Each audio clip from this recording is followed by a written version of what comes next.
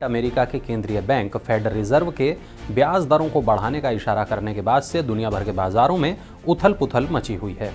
Share बाजार औंधे मुंह गिर रहे हैं। सेंट्रल बैंकों को भी ब्याज दरों पर अपने गणित दुरुस्त करने पड़ रहे हैं। इसी सिलसिले में बजट के बाद रिजर्व बैंक भी रेपो रेट और रिवर्स रेपो रेट बढ़ाने का फैसला ले सकता है और इसका सीधा असर आपकी जेब पर भी पड़ना तय है। लेकिन इस बात को समझने से पहले आपको ये कहानी जाननी पड़ेगी। तो बात यह है कि 9 फरवरी को आरबीआई की मॉनेटरी पॉलिसी का ऐलान होना है और इसी में इन नीतिगत दरों में वृद्धि के पूरे आसार दिखाई दे रहे हैं।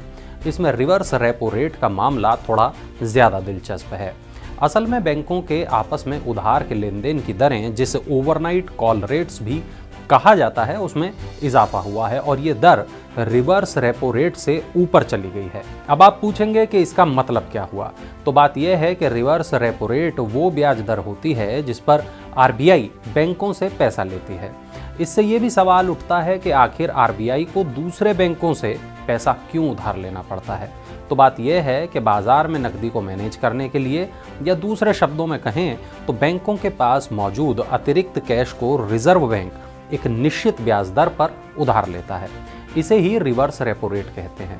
ये भी समझ लीजिए कि ओवरनाइट कॉल रेट्स और रिवर्स रेपो रेट आमतौर पर एक बराबर होते हैं।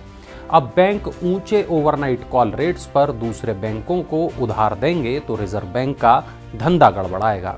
बस यही वजह है कि 9 तारीख की बैठक में इसमें इजाफा लगभग तय है। तो अब लौटते हैं रेपो रेट पर। अमेरिका में महंगाई रिकॉर्ड पर चली गई है और इसे थामने के लिए फेडरल रिजर्व ने ब्याज दरों में इजाफा करने का संकेत दे दिया है। मार्च से दरें बढ़ने शुरू हो सकती हैं। भारत में भी महंगाई बढ़ रही है और कर्ज पर कम ब्याज दरों का दौर भी खत्म होता दिख रहा है।